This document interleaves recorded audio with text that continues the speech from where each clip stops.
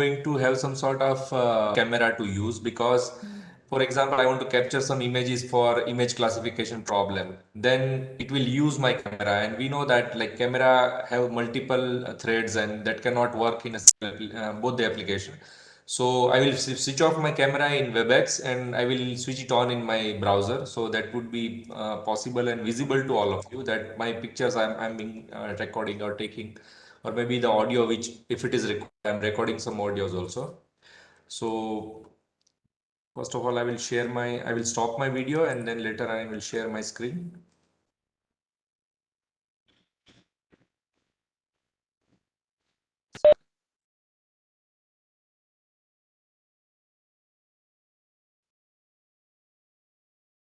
So is my screen browser visible? Yes, sir. It is Okay. visible. So we will start with a very interesting platform which is known as Teachable Machine, and that is by Google itself. So Google has created a very good platform known as a Teachable Machine with search in Google, and that will be the first result. So click on that link and you will be able to see the screen like this.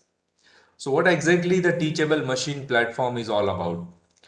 It is basically a platform to create AI applications using images or maybe the audio, or you can use the pose classification also. So in the browser itself, you can see that you can create a kind of a classifier immediately within few minutes, and you can run them on your computer or a mobile phone or any other interface which is possible using Teachable Machine.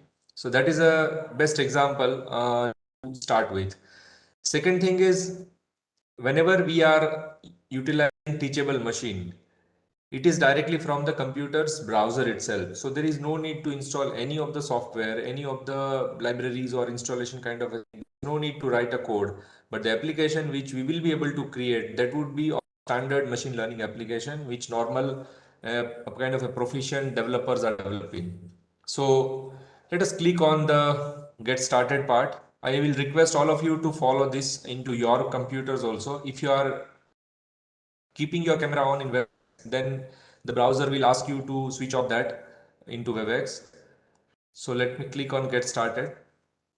Once we are here, we will be able to, there is an option of new project, and then there are other two options: open an existing project from your drive, Google Drive, or maybe open an existing project from a file. But we are right now creating it for the first time. So we have three options here: image project, audio project, or the pose project.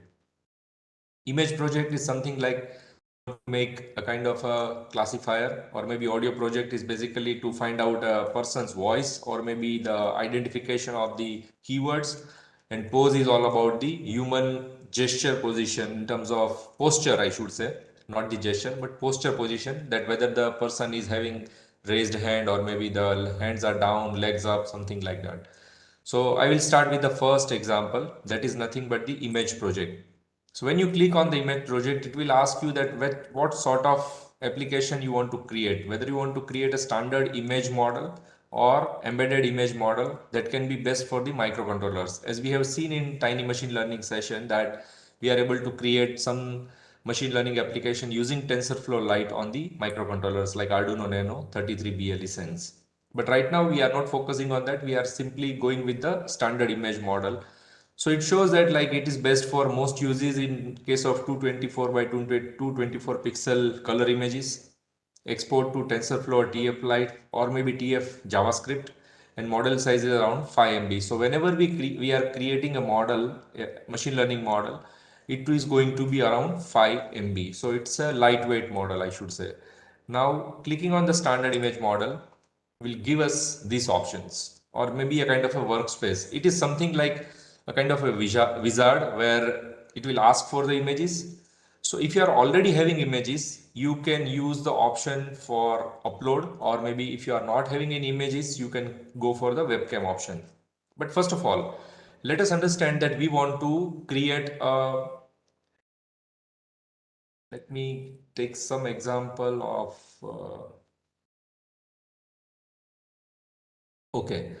Now I'm creating a classifier for identifying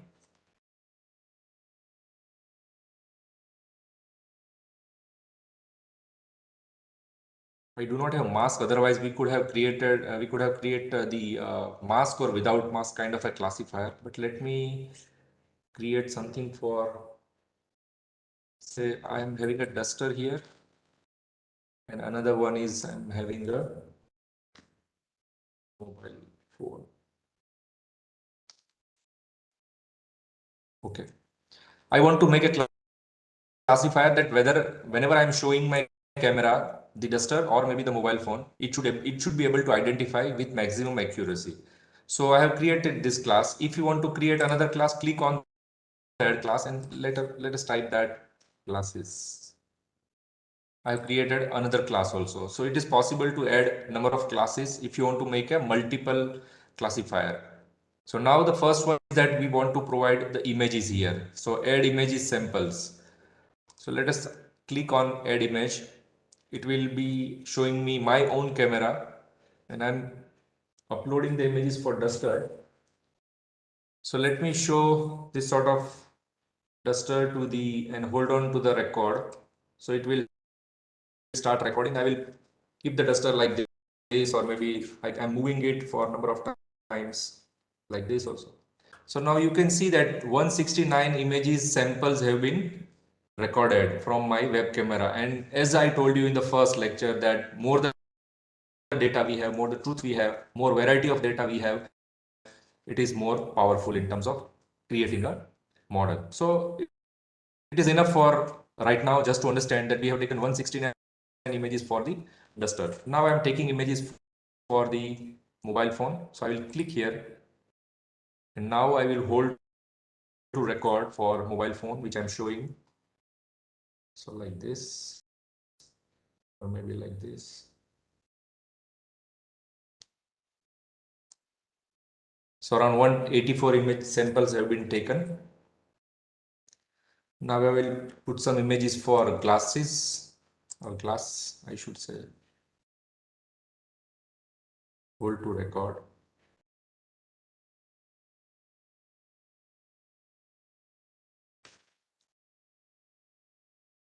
Normally it should be most all the images should be equal in number, because if you want to see that the model or the data is balanced, most of the data like here 169, here 184, and here it is 158. Let me take few images more. Fine. So it is as simple as to create the data set. We have created a data set for three different classes of images. One is for duster, one is for mobile phone, and another one is for glasses. Now the next part is to do some sort of training on this data, because we have actually uploaded our data to the teachable machine or the Google Cloud platform, and they are already available. Now, if you are already having some images, you can click on upload option also. It will ask you to upload all the images all together. Maybe there are 500 images or 1000 images, you can upload them all together. But if you want to capture right from the webcam, the first option is okay. Now click on train model. So here the algorithm, the logic, the training kind of activity will be decided by teachable machine, that as it is an image classifier. So it will give you an option that while training you want to provide some more details, or do you want to go with the default option. So if you don't know anything, if you don't know any programming, just click on train model. And if you want to see that whether I am able to make any difference on the training, go to advanced and see that epoch, batch size, learning rate, reset to defaults, or under the hood, something like that. So epochs are basically when we are having, say, for example, 1000 photographs. Usually while training, we provide bunch of images to the model for the training. Say, for example, 1000 images has been divided into 10 different batches, and 10 different batches will go one by one. So first batch 100 images, second batch 100 images, third batch 100 images, up to 10th batch 100 images. They will pass through the training model, and they are also reshuffled, means the data is also shuffled in a batch also, as well as the total number of images are also shuffled. So how many times we want to do this? So that is all about like the learning rate, batch size, epoch size, etc. So here there are batch size 16. So total number of images may be like 750. So it has been divided into 16 batches. It is done by decided by the algorithm or the logic in the Google teachable machine. It also creates a code for you later on. But right now, as a beginner, if you don't know any coding into this, but we want to create a machine learning application, it is better to go with the default option and click on training. So now all the data which are available here on the screen has already been transferred to the Google Cloud, and they are all being trained in some algorithm which is automatically created for these images of classification. So now the training has started. If all of you can do it into your computer also, it would be kind of a very good experience for all of you. So here there are something around 50 total epochs are there. So 50 times it will do all these things again and again, again and again. So now it is done. So training has done. It's very quick. Otherwise, you need to install some software, write the code, etc. So see, right now, I should also add one class for which I am not doing anything. So it will not falsely identify anything. Nothing is a cold class I'm trying to create here, and I will add again some more images to that. So what I will do, I will move my face, something like this. Because when I'm not showing any of the images, it will falsely identify some another class. So it is better, I need to provide some more images to that. Now I will do training. Because I've added a fourth class. Nothing. When I'm not showing any of the three objects like glass, duster, or the mobile phone, my normal photo or the face will appear here, and that is why I added one more class. If you make a dog and cat classifier, and if you do not show any images, again it is going to identify something. A blank image is also a dog and cat. But when we provide that no images or nothing, nothing is observed, at that time it would be better to classify them well. And as it is a real-time classification, it will be constantly moving because there are lots of frames in a video being captured from my web camera, which goes to the system. Now let us see. Now nothing shows 100% accuracy, means it has been trained very well. So now if I show the duster, see you can see that duster is 100%. If I move like this, it's not like nothing at all. No other class has been identified. So the model is having almost more than 95% of accuracy. It shows 100%, but it is like that only. Now if I change, it shows nothing. So the class identification is very perfect. If I show a mobile phone here, you can see that mobile phone is identified perfectly. Even if I keep like this, it identifies. And now if I show the glass, it identifies very with high accuracy. But sometimes, so the glass classification is not that much perfect, but we could have done it better by providing more images. If I wear it, it identifies nothing. But if I keep it in my hand, why this is like? Because as I told you that I have not kept any data for glasses when I'm wearing it. I have always shown the picture of glasses by changing and keeping it in my hand, and finally all the data has been recorded. So it is duster, fine. It is a glass, it is phone. If I do nothing, it is nothing like. So did anybody try? I would like to have some feedback from your end also. Did anybody try it on this? Are you able to do it? Yes, Sir, sir. But from it where will we have to observe output? Can anybody Sir, share me from the screen? If you have made something, you can share your screen. I will stop sharing my screen.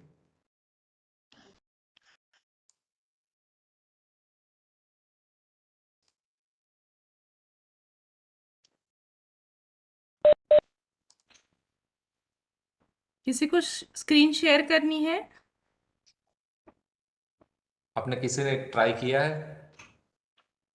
sir, I have tried, but I am using different desktop. I am using, and I am join the meeting from mobile. That is the okay problem. Okay okay no problem, no problem, कोई बात नहीं। आराम से। मैंने सोचा कि किसी ने कुछ नया, कुछ क्रिएटिव आइडिया यूज किया, तो let me see that. Anyway, So after training that model, we have to export it now. After training that model, next step is to export that model. see, in this case right now, let me share my screen again.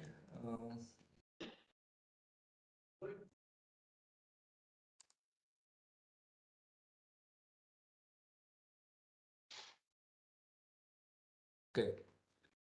So in this case right now, the model is already trained, but it is in my web page where the Google home screen is visible to all of us. So it is deployed here only. We have not exported model for any other application because this is a common user interface which is by default created by the teachable machine. Now, if you are interested that, okay, I have created this model, I want to use it for making a mobile application, I want to use it for making a web page, or maybe I want to use it for some sort of hardware like Arduino or Raspberry Pi or maybe Jetson Nano. Then I have to go and explore these other options which are here close to the preview text export model. Okay. Or maybe you can have another option that from file also you can test. If you have a sample photograph, you can upload that file here, it would be available. But right now this model is on the Google Teachable machine itself. We have not downloaded it. It is already there. So the first portion on the left side is all about creating the data set, which we did for classes like duster, mobile phone, classes, and then nothing kind of a name. We trained it using default parameter decided and defined by the Google Teachable machine. Without changing, we have directly used training of the model. Then we saw and tested that it is working perfectly. Now the thing is, we want to use this particular model for some another application. So we need to go to the export model option. When we click model option, we get three different tabs: TensorFlow.JavaScript, that is .js, normal TensorFlow, and the TensorFlow Lite. So TensorFlow.js option is exclusively for deploying or exporting or porting this model onto a website. Say for example, you have your university website and you want to see that how students can check the result by their own photograph or their face only. So whenever a student will log in into the result tab or website of your university or a college, the camera will switch on and it will identify the person and finally fetch the result from their face only. So that is what a kind of thing we want to deploy, kind of a machine learning classification based application into our university website or college website to check the result of a student. So the student need not have to enter any enrollment number or anything. So in these cases, we should download this JavaScript because the code is automatically created and generated by the Google Teachable machine. So here, if you refer JavaScript code here, every procedure, every steps are mentioned that how you have to put this JavaScript into your web page, how to deploy this model, how to download this model. That is the option. So here you can copy this code and you can see that the complete data file of the JSON format has been available in this. And maybe if you want to download this, there is an option here. For example, we want to upload the shareable link. So this is something like link I'm copying and I'm pasting here on a new tab.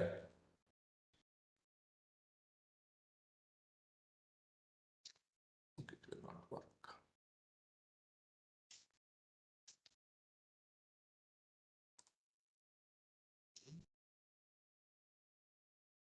Here you can download the model and here it is the option for downloading this.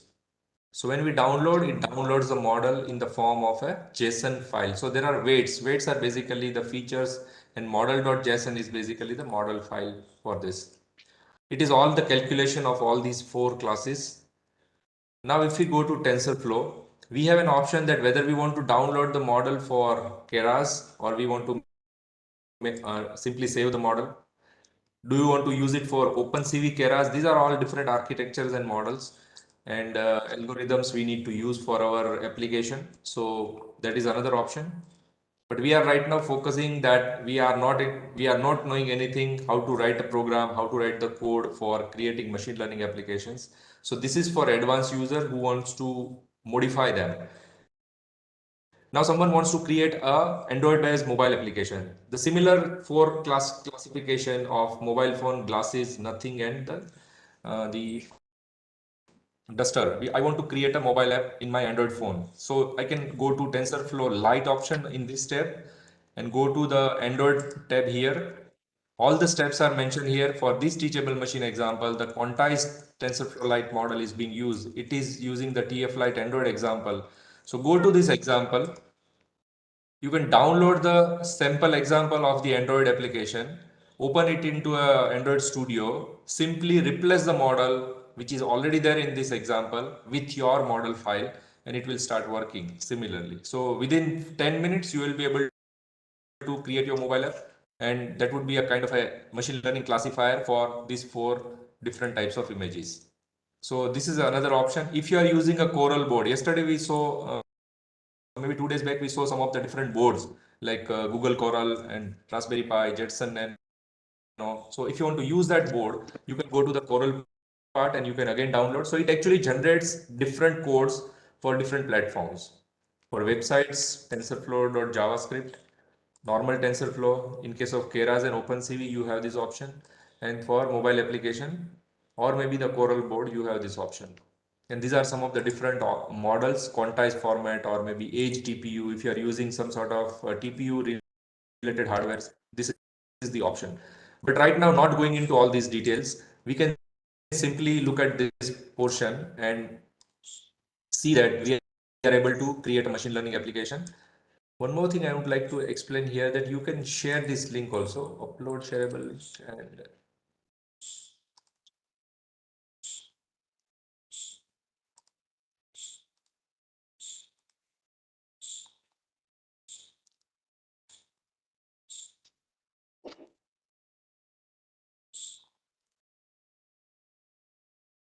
right now the link is not being copied. Otherwise, you can share this link to anyone. If I copy and share this link to you, similar classifier model will work in your mobile phone or into your browser itself.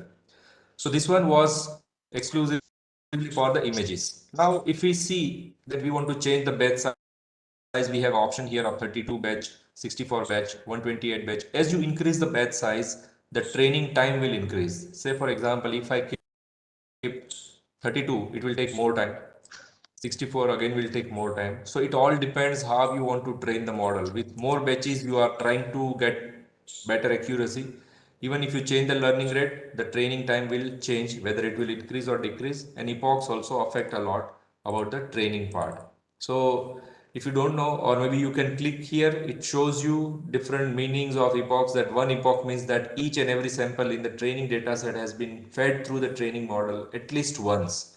If your epochs are set to 50, for example, it means that the model you are training will work through the entire training data set 50 times. So epoch, basically we are showing the photographs to the model 50 times, means every single image from duster is also being shown for 50 times. So 169 images into 50, 184 images into 50, 180 images into 50, and 182 images into 50. So this much of time we are showing these images model for better training.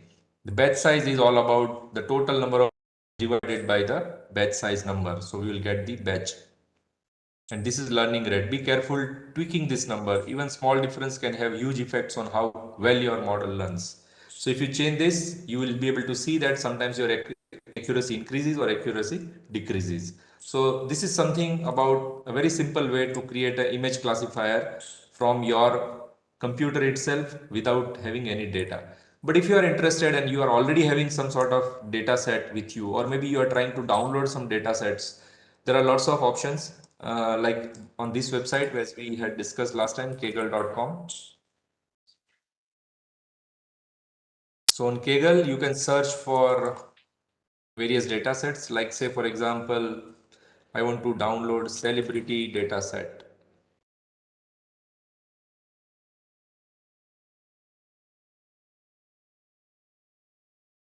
So here there are lots of data set available like celebrity face image data set, most 1000 top 1000 most followed Twitter celebrity account list data set, or cause of celebrity deaths data set, celebrity deaths, face recognition with FaceNet. Number of images are available. You can go to any of the option like this one. So it shows you various information about the data set, that which celebrities are there. So this particular data set contains the information about 18 Hollywood celebrities with 100 images of each celebrity. So it's not containing much data into that.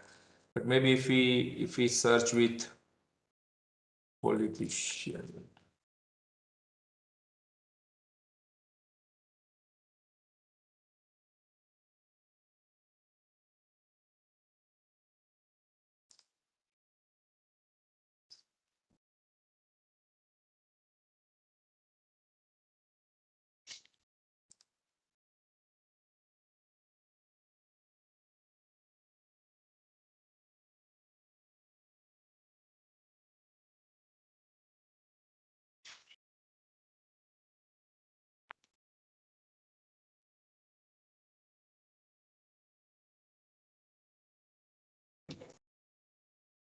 Search with. झालं का sir? कशाची होती meeting?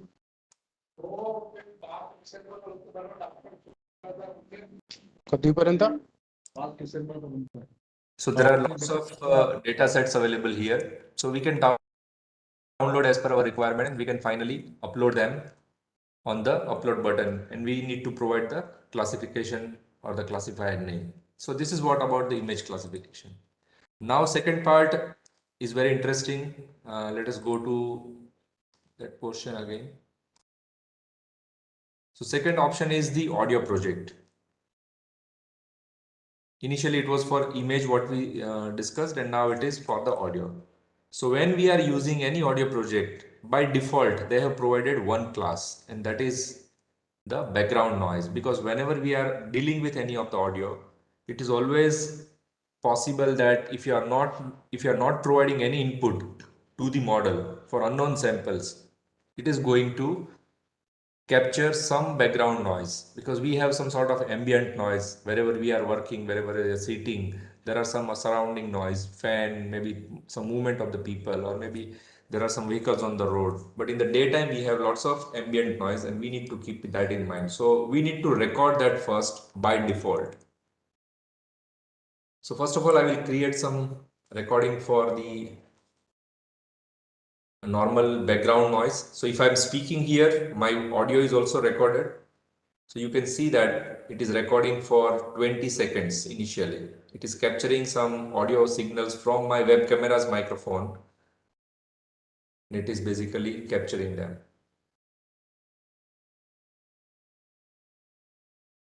Okay, so now I need to click on extract samples. So these are some of the samples for background noise. Now I'm providing another class name for audio details. Say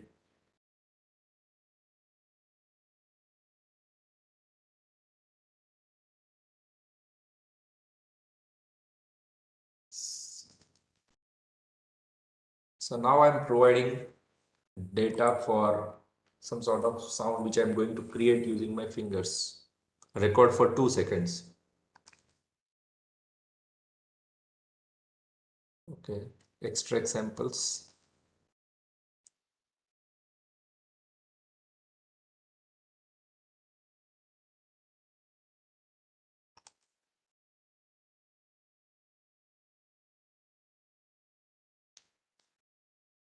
Extract samples.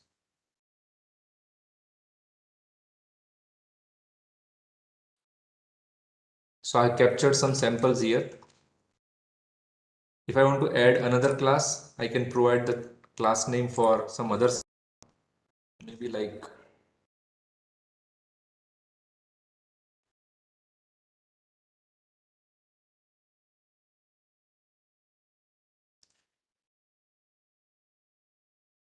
extract samples.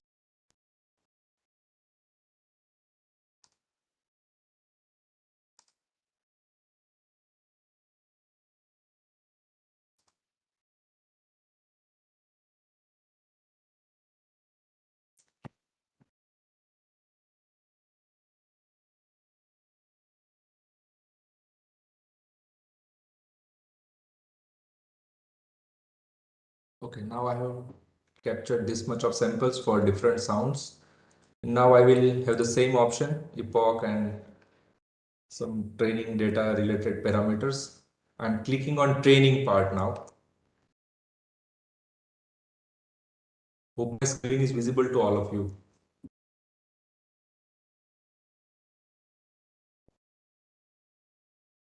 If you see here on these images are basically for converting the audio signal which is being captured from my microphone of the camera, and it is being converted into a spectrogram. So the audio is converted from audio file to the photograph, and again there is a kind of an image classification which is being done. So now let me create some noise. So finger sound is something, when I click, when I generate that sound, it shows me 100% accuracy. In normal case, it is background noise.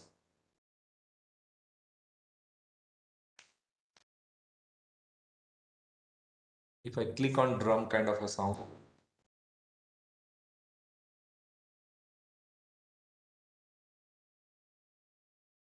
it is 100%. So not trained well, but we'll be able to at least check whether. Now the question is, though it says it looks simple, but there are lots of capabilities. You are very much creative. So how you can do all this? Let me give you a very interesting example of normal infant. When we have a kid in our, usually everybody becomes father or mother for the first time in their life, and when an infant is crying, they do not know, because crying is the only way of communication for an infant. For whatever reason they cry. I mean to say, if they are hungry they cry, if they are not, if they are sleepy they cry, if they are having some pain in the stomach they cry, or maybe if there is an irritation they cry. So the only way to communicate is to cry for any infant. But all these crying have different patterns, and that only usually doctor knows.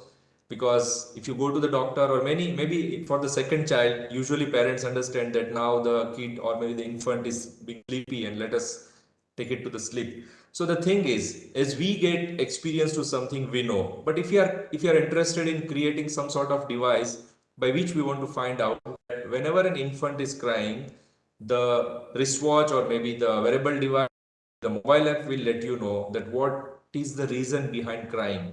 So you can create a data set for different crying patterns, thousands of crying data of an infant for maybe when they are hungry or maybe they are sleepy, collect different data sets, create a class of those audio samples, and then train them with those labels and to some application, maybe a mobile phone application or maybe a wearable. So whenever there is a crying sound or a crying voice in the house for a particular infant, then we will be able to know that, okay, this may be the reason, because you have collected huge amount of data and usually it is close to the truth. So that is one case.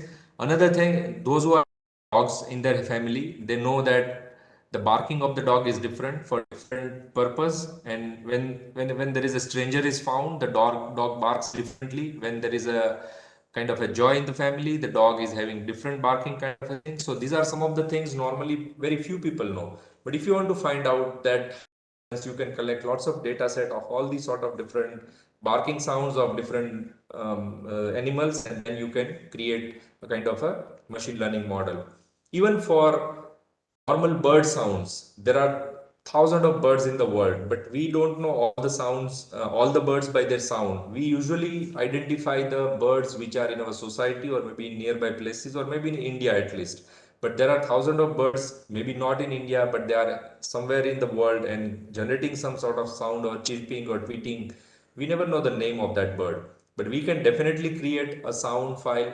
And Google has created a data set of most of the bird in the world that you can download them and use them. Even those who are kind of an expert in terms of biodiversity for birds, etc., they even know that when a cuckoo or maybe a peacock is creating some or generating some sound, there may be different reason. Before flying, sometimes they also create some sort of tweet or maybe a kind of a chirping sound. and they know that this bird is going to fly now, or maybe a kind of a mating sound which they create. So if you are interested in creating this sort of application, this teachable machine can be a best solution, that you simply download the data, and there are lots of websites from which you can download the bird sounds also. Let me show you a very good data set I had seen last few months back.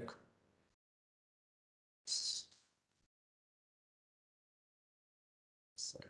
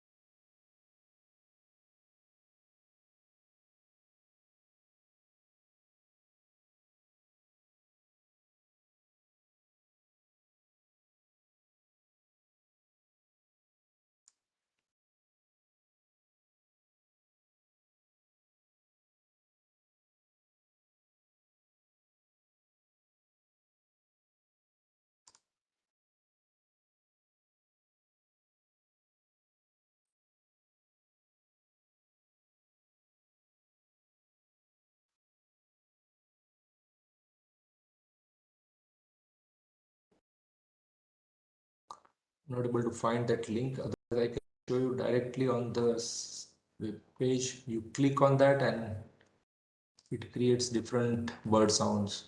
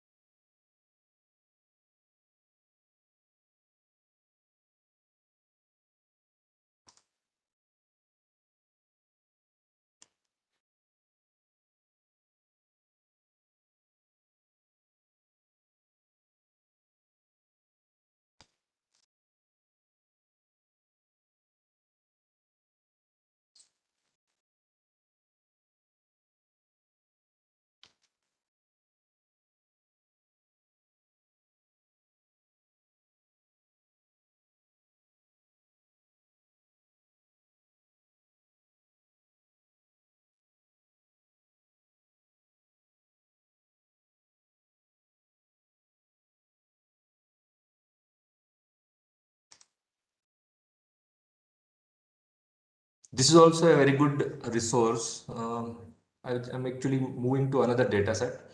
So this has lots of different audio data for different species, or maybe the audio sound. So say for example, if you want to download this, you can download this data. You can identify this sort of different for this particular species. And if you want to explore by region, you can click on the region to identify the data for at least, say for example, if you're interested in Indian details, or maybe specifically in Maharashtra. Let us find out something from Nagpur.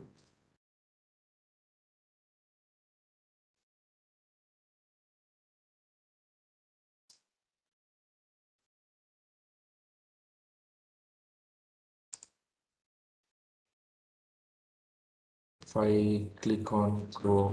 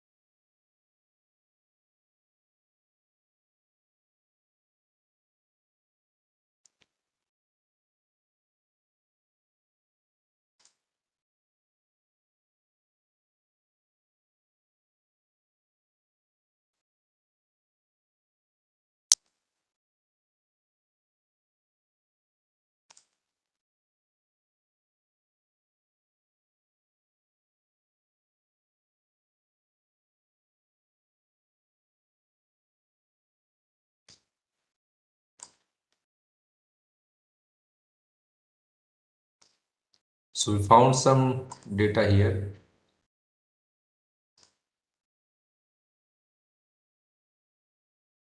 There are 3,882 recordings from 431 species, specifically in Konkan or Goa area. So these are the sounds you can play and check. It's about painted Frank Collin. Maybe my audio is audible to you, I don't know. When I click on that, I'm able to. So you can download here from a number of A, B, C, D, etc. And you can create your own data set. There are lots of different bird sounds available. Even when they are actually generating this sound, in which part of the India they are, how many samples. So here there is a kind of a type which is written call, uncertain, song, call, song. So these are some of the detail or kind of a feature which the normal experts have provided with this sort of audio data. Okay, so this is all about finding out the data set of your interest. There may be number of areas where you are interested. You may be interested in creating your own data set, or maybe you can have your own. You can also start with a very simple classifier for identifying your family member's name from their voice. So what you can do is go to the Google Teachable Machine option, give a label like mommy, papa, brother, sister, and then tell them to speak something and take some 8 to 20 samples and then train the model and then check whenever someone is speaking, it will be able to show the name of the person. So as we are human, we are intelligent enough to identify the family member even without looking at them, but simply by their voice. We are able to do that. We are able to do the same thing using the audio classification using the teachable machine or using machine learning. Now, next part is to go to the pose project. So it is basically a teach based on images from files or a webcam you have. So here right now, whenever you click on that, it actually downloads the ImageNet model in the browser itself. So ImageNet is already deployed in this teachable machine cloud. And here we need to provide some sort of samples. So if I click here and if I hold to record something, see it automatically identifies my two eyes, my nose tip, my two earlobes, and the kind of a collar bone, and then the position of the hand. So if I raise my hand, it shows me the pose of my hand. If I go a little bit far away than this camera, then I will be able to see my complete pose. It's like a skeleton structure. So if I stand up here, it shows me my skeleton structure kind of a thing. If I go a little bit far beyond, it will also show you my legs. Still, it is not showing, but it is able to identify these poses. So now what do we know? What do we need to do? We need to record something. Say if I raise my hand, it is not still able to get this position. But now let me give the class name. Raised hand. We'll hold to record now.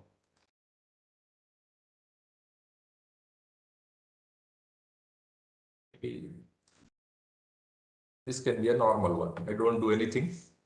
Simply, I will record some data.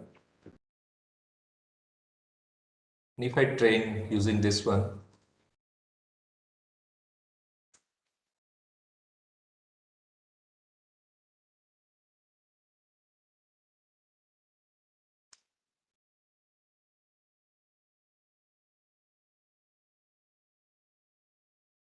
during this period, it actually uploads all these images, 34 plus 37, to the teachable machine cloud. It will start training them, will generate a model, and automatically it is deployed in the browser itself in the preview tab here. So now it is done. So normal is 100% because I'm not doing anything. But when I raise my hand, it shows me 100% accuracy because it identifies the pose. So somebody has created a very good application for identifying the yoga pose using machine learning. So the student actually created lots of images, lots of pose of different yoga pose while providing a proper label to them. And then whenever a person is doing yoga, it actually shows that whether you are doing a shavasana or maybe a I don't know the names of all these asanas, but it is able to do and identify them perfectly. So you can create a machine learning based yoga pose identifier, or maybe you can create a CCTV camera system and deploy this model into the camera using Arduino.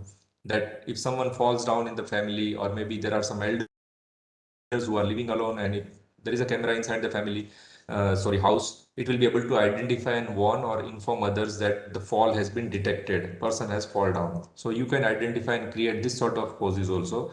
Even in case of Shanghai in China, they have actually very good AI system in all the public CCTV cameras, that they are able to identify a pickpocketer before actually the pickpocketer picks up something.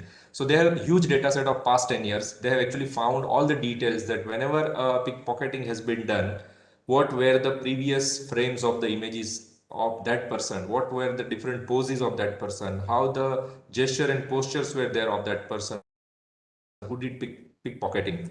So actually they did reverse engineering and created a model. And now the system is so powerful and has become so strong that even before the pickpocket is going to attempt something, it will identify that person and they will mark or they will follow that person, or maybe a kind of a marker is set on that person, and whenever the person will run away, all the camera will take care of that thing, and it will immediately inform the next police station where it is close to that camera. So it's very easy to identify and find these sort of pickpocketers, because they have a system which actually identifies before doing any action that person is going to do or take this sort of action of pickpocketing. So it's an interesting area where how we can do all these activities and how we can identify, or maybe even it is possible to identify these days, like if there are crossroads and somebody is moving on a footpath, at that time, can you tell me that the person will go on left side of the road or maybe right side of the road when there are crossroads? It is illogical, I should say. There is no logic behind that.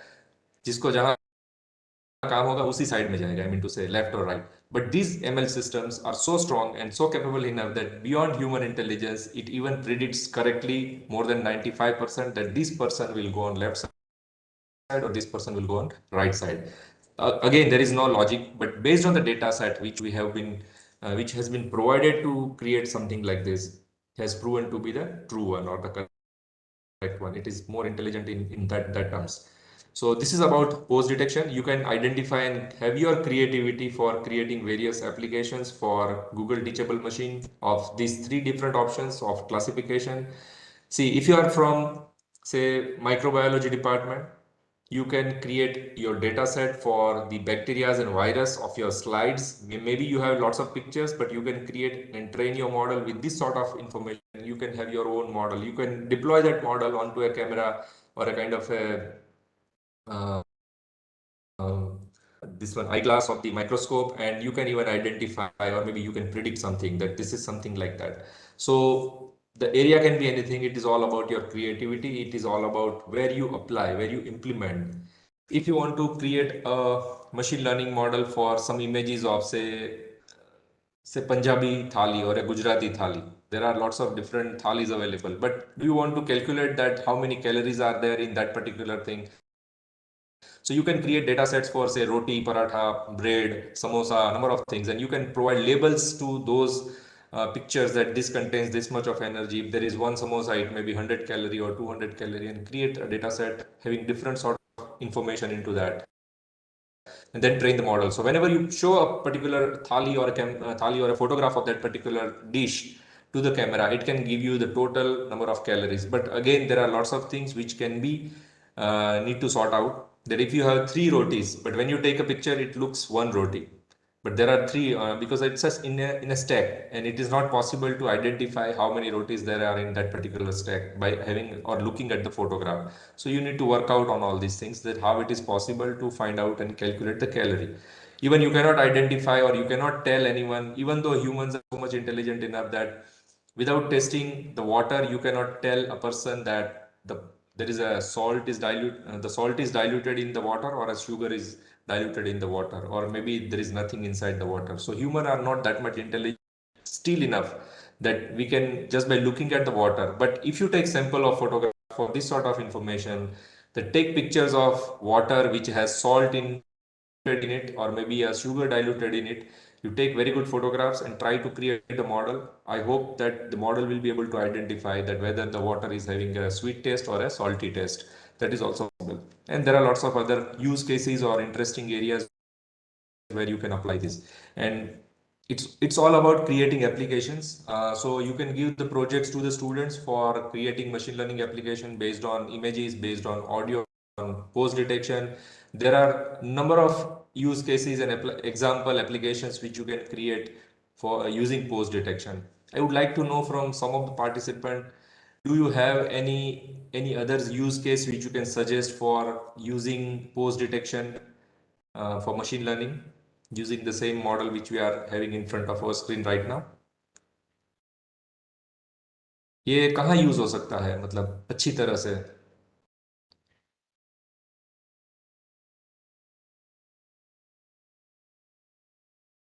आप में से किसी ने physiotherapist की visit की है और maybe an orthopaedic doctor after having some sort of problem in your muscle और maybe in your bone और something like related to that? जब भी कोई प्रॉब्लम होता है तो like they doctors would like to see your walking pattern. Doctors और maybe the physiotherapist would like to see your walking pattern. आप चल के दिखाओ मुझे. They will ask you to do that. So whether however you और whatever way you walk, they identify that there is some problem. कुछ भी problem है leg में, नी और वॉट एवर मसल और maybe the bone, your walking pattern will change a bit and it also change the pose of your walking. हमको मालूम चल जाता है कि इसके पैर में कुछ हुआ है. So we are also intelligent enough to identify just by the pose of a person or walk pattern of the person. You can use the similar concept of pose identification for identifying any abnormality in a person by this sort of. This is also one of the thing which you can have as a use case. If you have any creative idea, you can definitely share with other participant also. In case of audio, there are lots of things I would like to discuss. That audio is very important part of our sensory system, and that is why it is so much important that we can create some sort of machine learning applications on that. Excuse Make me, simple. Yes, please. sir, if there are some thinking in our mind, so is it possible to record For all that, these things and recognize for that that? you need to. It's a very good, interesting research area. मेरा PhD brain computer interfacing पे ही था. Yes, So, sir, because if a unknown person is in front of us, so we should know what he is thinking or she is thinking and what is in his or her mind. but we need some sort of sensors to get those brainwave data, and brain is a very complex organ that still today it's not that much difficult to read the mind, but at least definitely you can predict something based on, say for example, there is an epilepsy person.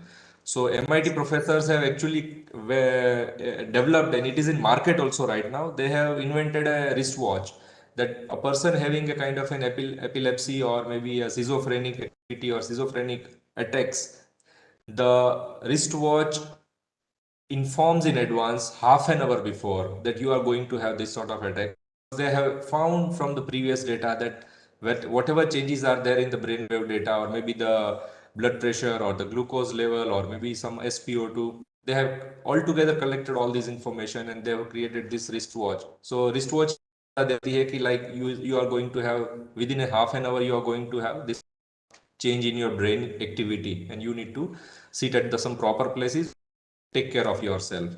But thought reading or mind reading is still not possible because there is no logical pattern behind that. आप बहुत सारे brain wave data record करो but you will not be able to identify कि मतलब आप reverse में count करते हो किसी number को 99, 98, 97 and you record your brain wave data and do activity again by counting them from 1 to 99 and collect all the data, apply some statistical analysis on these data, and you will come to know that अरे यार इसमें कोई significant difference है ही नहीं. So, but I have done different mental activity, mental task, but why there is no change at all?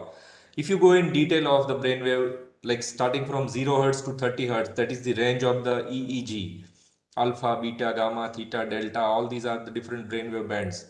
आप उस पर जब इंडिविजुअली लेते हो या उसका पूरा स्पेक्ट्रम लेते हो और उसका एनालिसिस करते हो तब आपको मालूम चलता है कि like when we take the ratio of maybe alpha and delta और theta and beta, then there is a significant difference which we are able to identify. So it is all about playing with some sort of black box, trying to identify some patterns, and there is a huge scope of doing research in case of brainwave data, exclusively in terms of analyzing them, finding some patterns. But yes, definitely there are information available in terms of data, but as a professor, as a researcher, as a student, our job is to identify those useful information. Let me give you an example of one of the interesting part of response of our brain, which is known as a kind of a affective response, I should say. In our brain, there are lots of activities happening. Maybe right now, many of us, maybe many of the participants might have planned for the summer vacation to visit abroad, maybe Singapore or maybe Dubai. उनके दिमाग में कुछ ऐसा plan है, it's finalized. So it's a kind of an excitement they are having that this summer we are going to this places holidays के लिए. So it's a long term excitement. Long term मतलब it's not मतलब आपको visible नहीं होता है. There is no sort of kind of a clue just by looking or talking to you, but there are some brain activities happening which is basically creating you for a long term excitement. दूसरा एक excitement ऐसा होता है कि like मैं अभी मेरे room में बैठा हूँ, someone opens the door and I see that my childhood friend who came to meet me after 30 years or 40 years, maybe 30 years, 35 years. तो उस टाइम पे जो excitement हो रहा है, that is totally different. So it's a short term excitement. It's not like a long term excitement. So scientists are able to identify this sort of excitements in our brain also. They're also able to see the change in the brainwave data whenever you are shown different images of your friends, how excited you are, how bored you are, how different activities are being generated. So when you collect lots of data, huge amount of data, try to identify some features and pattern, but you will not be able to identify that this is exclusively this sort of reason. You can find out different clusters, patterns, something like that. But क्या चल रहा है, मतलब क्या सोच रहा है, that is possible till now. Otherwise, that would be the last discovery, I should say. If person knows that someone's brain, what the person is thinking all about, then nobody is interested in doing any other research into those areas. But still, we are able to do that, and some of the things have already been discovered. So एक ये area है कि जिसमें आप काम कर सकते हो by analyzing the brainwave data, analyzing the heartbeat data, analyzing the muscular data, analyzing number of patterns of the person. Even it is possible to identify the emotion of a person by the voice itself. मतलब आप पूरे दिन में record करो, जब आप खुश हो, जब आप बोर्ड हो, जब आप डिसगस्टेड हो, बहुत सारे इमोशंस रहते हैं. So at that time also our voice has a change. So if you hear a recording of a person, you can identify that when the person spoke this statement, what was the emotion he is having. कभी कभी होता है ना, politician लोग announce करते हैं कि I am happy, मैंने तो मैं तो ये काम करूंगा, ऐसा करूंगा, but maybe they are not happy at that time. So that can be a kind of emotion which can be identified from a person's voice, because you need that sort of data and you need labels for those data and you need that sort of information for training your model. So this is a very good example of kick-starting your machine learning application. बहुत सारे professors होते हैं जो coding में नहीं होते हैं, मतलब they have a different branch, like somebody is from English, they may not be knowing, but they are interested in creating some sort of applications for their students, or they want to give or assign some project, or they want to analyze some effect of this sort of machine learning applications when they want to do some sort of surveys. So it is very easy platform for them to start with creating the applications for teachable machine. Even you can download this project as a file, you can even upload, you can share that. So all these things are possible. Even you can gather your sample, train your model, and these are some of the options which we have. Yeah, some this one. दूसरा है, खराब नहीं है ना ये? नहीं, वो वाला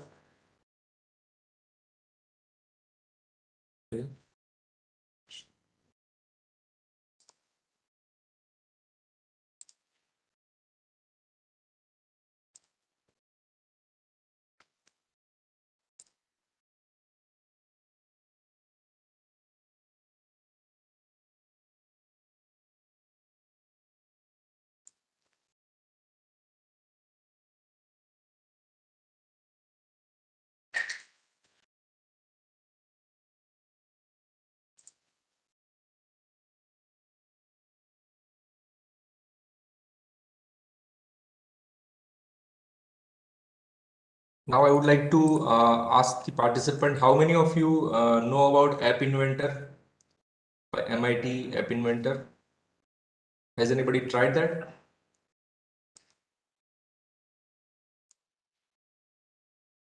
No, sir. Okay.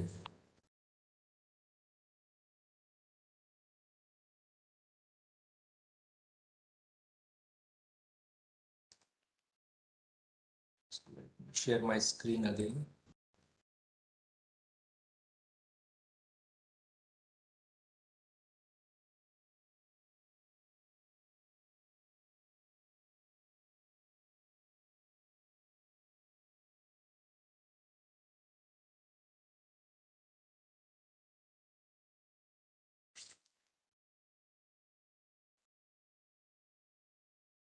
So let me show you first this MIT App Inventor is again a cloud-based platform by the professors of MIT for creating mobile applications.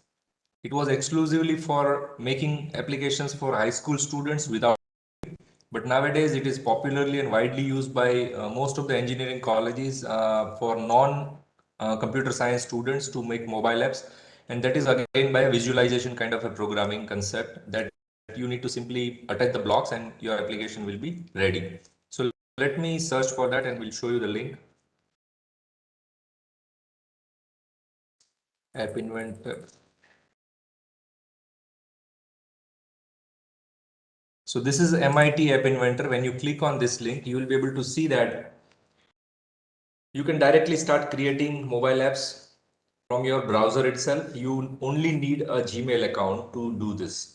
And there are lots of interesting things which are available. So if you want to create an there are two options. The one is learn Android programming, learn Java programming, deploy your code and use Android Studio. It may take one week, 1 month of time to make an app. But if you use App Inventor and if you are not serious about coding anything and you are interested in the use case only to the solution only, then this is the best way to directly jump to MIT App Inventor. Have your Gmail ID ready, just log in and you will be able to make any application. So let me take you to some of the resources here that App Inventor Foundation gets started, documentation, tutorials, some books, number of things are there. Teach tutorial with App Inventor. So here there is an option, even this appathon, a kind of a thing which the students are able to participate into this. So you can submit your ideas to the appathon, or maybe there are lots of events happening, and even those faculties who are having their students or maybe their relative students or son or daughter in up to 12th standard, they can also submit their ideas into this, and very kind of a very good event in terms of you will be able to see that how many innovative ideas students are submitting for this one. So not going in much detail of all these tabs available here, it is better to see that how we can create. So there is the option here, create apps. Just go over there, create apps. I have already logged into my account, so it shows my account here. So I'm already signed in. So whenever you sign in, it actually shows you something like this, my project. If you want to start with a new project, you can click on start new project. It will open a new page and it will start working. But now let me show you an interesting.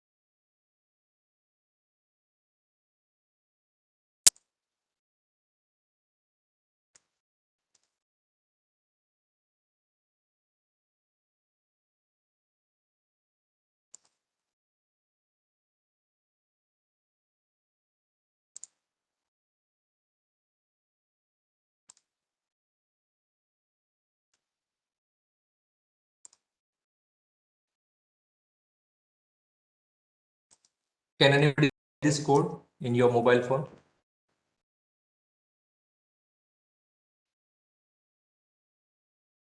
I'm opening for long times. Search the web.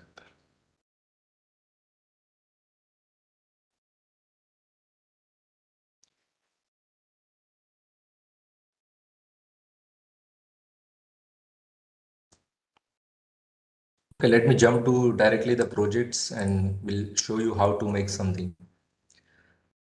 So let me show you one application for a kind of a,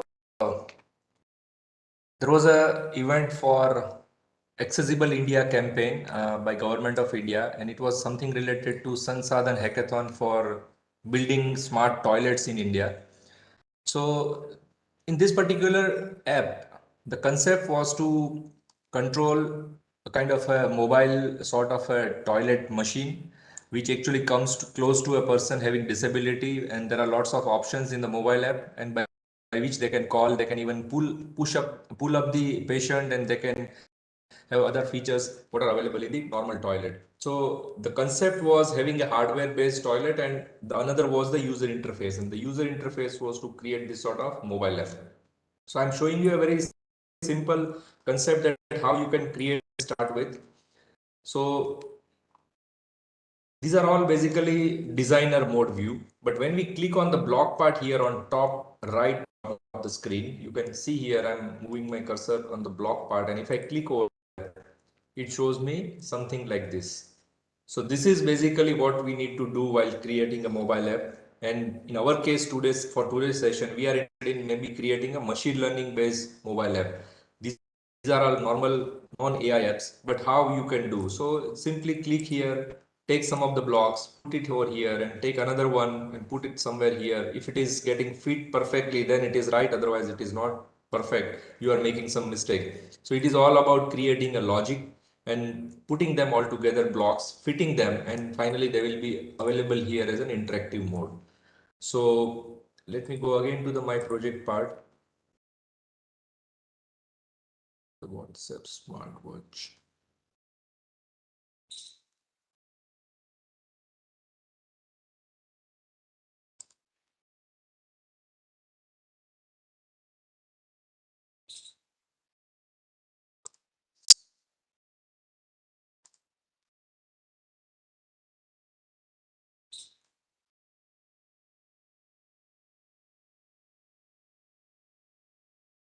So this is to have a kind of a compass.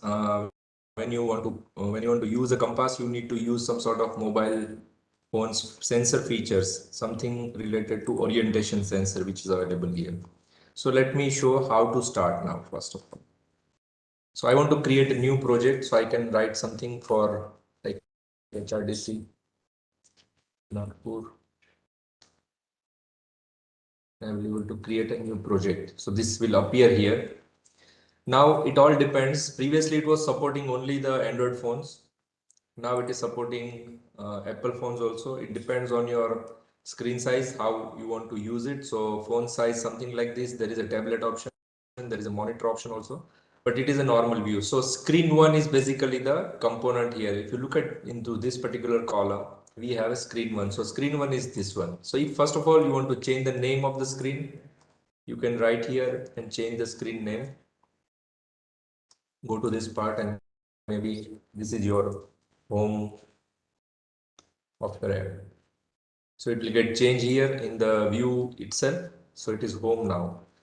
Now if you want to put some sort of button, go to this part of the screen where we have user interface option. Just take it, put it over here. Now it is aligned on the left side. We want to make maybe justified, or maybe we want to field the parents, want to create this sort of button, or if you are interested in on the automatic part, we can click here. We want to provide an image to this one, we can provide the image to a button. So you want to make it colorful, it is also possible to do that. If you want to provide text for button one, I want to provide a name to this text button, maybe play. So that can be a text which we can apply here. I want to keep it centered, text alignment on the button itself. image shape. You want to keep it rounded, you can have this sort of information here. So similarly, you can have this sort of checkbox, or maybe the image you want to put it, some sort of label text, some sort of list view, notifier. Notifier will not appear because it's an hidden component. Hidden means if you want to have some sort of notification for any of the information, it will not be possible to view that activity, but it will be notified. So notifier will be always non-visible component. Then if you want to put a login page into your app, if you want to provide a slider, if you want to provide a switch on and off, sometimes we have an option in our mobile phone like Bluetooth on and off. So it's a kind of a switching option. So here you can put that sort of option for switch, time picker, time box. If you want to provide a web browser itself in the mobile app, that is also possible. Sometimes we are making our institute web mobile app, but we are not interested in creating number of pages for that. So we can have a web view inside the mobile app and we can use that. Okay, you can click on them and you can delete them also. If you are not interested in using these blocks, you can delete them.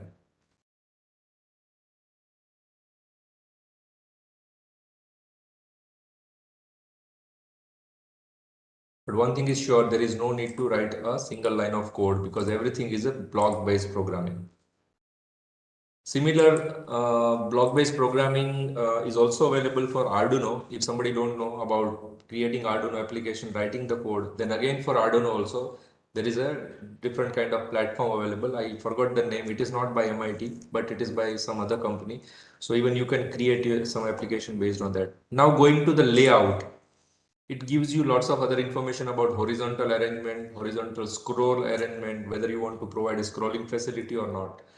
If you want to put sort of components related to media, if you want to use your camera into the mobile phone application, you can put your video camcorder here. You can put a normal camera option here. Maybe image player. If you want to make a music player, you can use this. Sound is also there. Sound recording is also there. Speech recognizer, text to speech, translator, video player, all these options are available. If you go to drawing and animation, we have ball, canvas, image sprites. You can even use map related application features for circle, future feature collection, line string, map, market, navigation, polygon, rectangle. Even it is possible to create and use charts in the mobile app. And the most important part in which we are interested, or maybe we can use number of applications on App Inventor using sensors available in the phone itself. So it can access the accelerometer sensor, it can access the barcode scanner, barometer, clock, gyroscope, hygrometer, light sensor. But only important thing is that the sensor has to be available in the phone. If my phone does not have a hydrometer, if I make an app, finally it is not going to work into that because my phone does not have the hydrometer into that. But accelerometer is available in most of the mobile phones, so you can use this sort of sensor into your. And this is a very interesting one, pedometer. Pedometer is basically how much steps you have walked. So you can directly use this pedometer into your mobile app, and you can create an app for fitness activity that counts how many steps you have counted.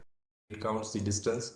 Proximity sensor, there is a thermometer also. There is an inbuilt temperature sensor in our mobile phone which actually measures the temperature. So if you want to measure the temperature of the phone, you can use thermometer. If you want to make some application related to social media, then there is an option for contact picker, email picker, phone call, phone number picker, sharing. Most of the application today, when you open them, when you use them, there is an option to share. If you are using LinkedIn, and if you want particular message to someone on any other platform, maybe whether it is Twitter, whether it is WhatsApp, whether it is email, when you click on the share option, it gives you options of different applications which are installed inside onto your phone, and it gives you option to select that. So this sort of sharing button, sharing component, when you insert into your slide, it gives you an access that you can share that particular to other resources. Texting means sending SMS, tweeting. So if you want to do some sort of tweeting activity on Twitter, that is also possible using the social components. Then there is an option of storing the data locally. So say for example, you have created an app which actually steps in a day, how many steps you have walked or run during a day. So all these requires the storage of all these data throughout the day, throughout the night, or maybe for a number of days onto your phone. Everything is not transferred to cloud. So at that time, you need to use a local mobile-based database or data set. Just hold on. हाँ sir એક session ચાલુ છે એમાં શું lecture ચાલે છે બોલો ને અહીંયા જ છું હા તો હું તમને કોલ કરું 4:30. ઓકે ઓકે વાંધો નહીં હા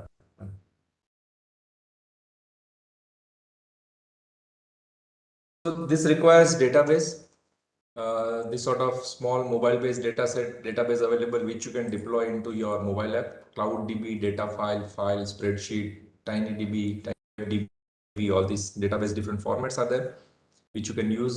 Now there is an option to use the connectivity. So if you want to start your activity for some sort of communication purpose, for Bluetooth, for serial communication, for web-related transfer of the data, this comes under the connectivity tab. And this is not much used because Lego is a kind of a product in terms of electronic or STEM education, which provides lots of interactive parts into the Lego system. If you want to connect the Lego items with your mobile app to control them or to communicate them, then again there is a specific components available for that purpose. Experimental is something which is still not fully implemented, but you can try and test them. And there are some extensions which you can import. Like if you have made your extension, you can definitely install into your App Inventor login and you can use them later on. So machine learning, if you want to make something, you need to import some extensions for machine related applications. And there are some good resources on the internet which you can refer. And finally, you can use them for your App Inventor application. I think we should keep it here, then we'll have a break for a few minutes and then we will come back again. Okay. Sir, 5 minutes break. खत्म कितने बजे करना है madam? 4:30. 4:30, okay. So we'll go with 10 minutes break, sir. आप भी Okay, rest fine. करिए. Fine. ठीक है सर, मीटिंग शुरू ही रखती हूँ मैं. पार्टिसिपेंट स्टे हाँ, no कनेक्टेड. मीटिंग लीव मत करिए participants. Okay, no problem. Yes. Thank you. Thank you, sir. Thank you so much.